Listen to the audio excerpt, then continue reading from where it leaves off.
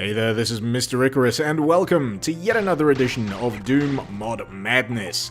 You may have noticed that there's quite a lot of color on the screen right now, and that is because we are playing Hocus Pocus Doom. This is a remake of a 2D side-scrolling platformer from back in the day, originally published by Apogee Software, and some absolute madman decided it would be a good idea to bring it into Doom and turn it into a ridiculously colorful first-person action platformer of sorts, and it's just adorable. So much so that it's actually given me a little bit of whiplash here, considering all the hideously violent and grimly textured mods I've been researching of late. And then you come into this, and there's giant mushrooms, there's fire crocodiles, and everything is just so overly cute that I feel like I should be vomiting rainbows right now.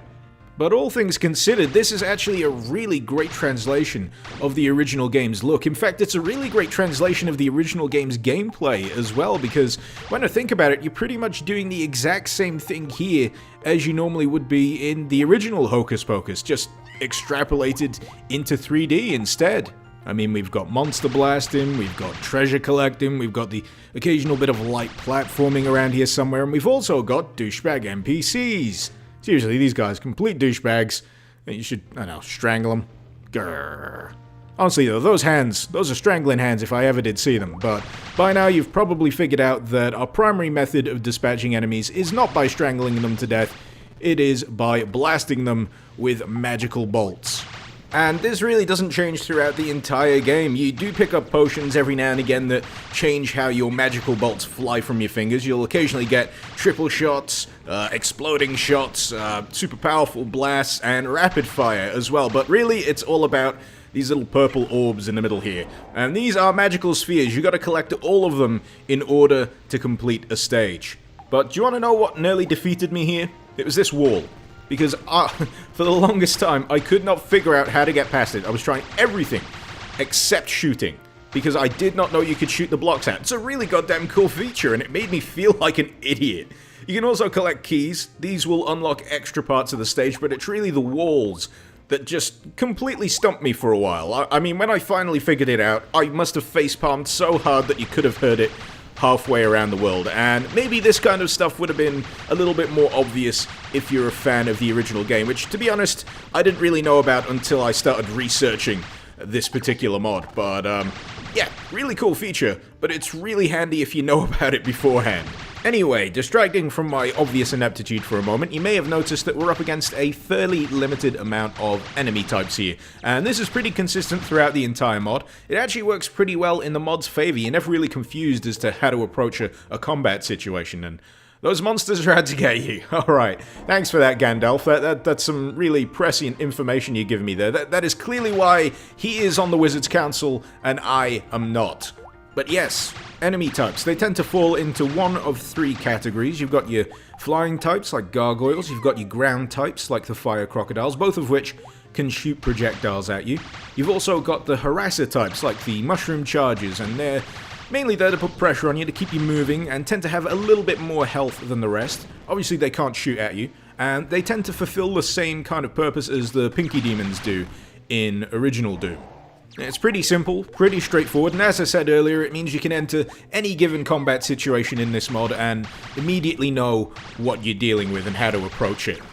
It's just a really solid piece of game design going on here, and map design as well while I'm at it. This opening stage right here is a really fantastic example of introducing concepts to the player, because you can't progress until you break these walls down, and possibly develop carpal tunnel syndrome in the process.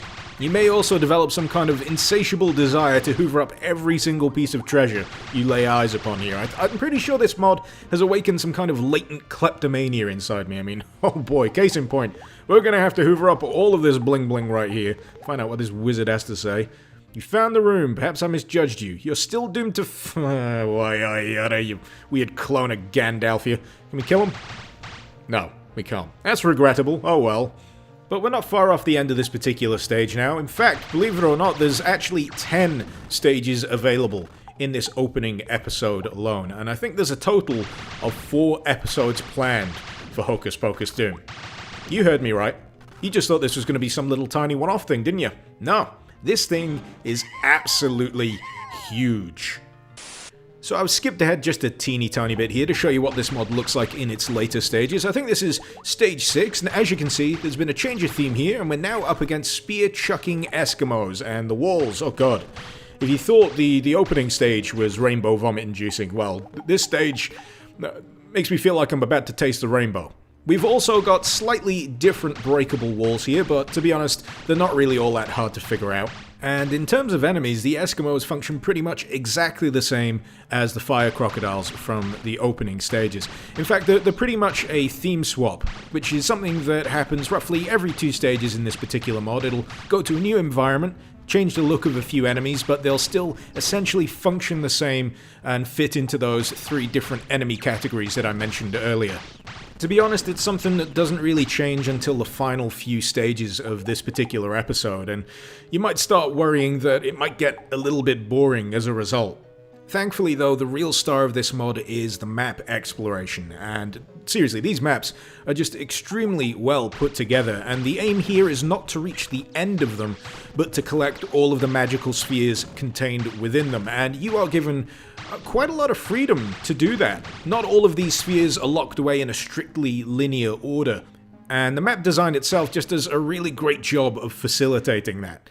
A wizard with actual useful advice, but yes, you will occasionally run across switch puzzles. Thankfully, they're not too prolific, and they are fairly simple, although they will give you access to extra magical spheres, and occasionally open up extra routes, like this one here, which is pretty awesome. In fact, there is just so much awesome stuff going on here, it can be really, really easy to overlook them.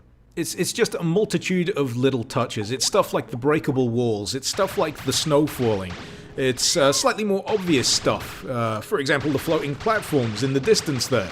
And in a lot of ways this actually reminds me quite a lot of Wolfendoom, more in terms of the clear dedication and passion behind this project and just the sheer quality of what's been produced so far. It is a pretty goddamn impressive piece of work. That's not to say it's completely flawless though. I mean, there are a few nitpicks here and there that I could probably inflict on it. For example, the magic meter in the bottom right hand corner. The way it's supposed to work from what I can tell is you pick up magic bolts scattered around the stage in order to increase the gauge, and the bigger the gauge, the more concurrent attacks you can reel off in a row, but personally, I think that the gauge recharges far too fast, so after about 2 or 3 bolts have been collected, you can really just spam that fire button, and it feels like it's making the game a little easier than it should be. But like I said, this is just a nitpick, and when you've got to resort to nitpicks, you're still dealing with something that is really, really fun to play. I mean, it's not often that I sit down with a mod and end up playing through an entire episode as a result. It suddenly occurs to me that I haven't really shown you any of the power-up potions in this mod yet, so to make up for that, we're gonna go glug some rapid-fire potion over here and murder ourselves some penguins, because penguins are evil. They are clearly behind all the woes of the world, and they must die as a result. But yeah, this is rapid fire, which is just ridiculous fun to use, completely annihilates everyone in front of you, and unfortunately only lasts for a limited amount of time. Other potions will give you stuff like triple shot, exploding shrapnel shot, which honestly sounds more impressive than it actually is, and they only last for a limited amount of uses. In fact, actually, I think there's an exploding shrapnel shot around here somewhere. Just gonna hoover up these first. I'm not even sure that is the actual name for it. That's just the name I've given it, which sounds infinitely more impressive than the actual thing, but here it is. Oh, and we've got some fresh penguins to kill. But as you can see, when the shots land, they send out extra bits of shrapnel to the side, which can damage other enemies as well, which is pretty fun to use. I think my only problem with the potions is that they don't really turn up often enough, and more often than not, the enemies that you kill with the potions only really turn up once you drink the potion. There's a weird kind of cause and effect going on here. But in any case, you should totally check out this mod. It's really well put together, really fun to play through, and hopefully there will be even more of it released in future. The link, as usual, is in the description below. Hopefully you've enjoyed this video. Feel free to let me know what you thought in the comments below, and feel free to let me know if there are any Doom mods you'd like to see me cover in future episodes of Doom Mod Madness. And if you're not already subscribed, well, watch out. The penguins are coming. This has been Mr. Icarus. Thank you very much for watching. Icarus out.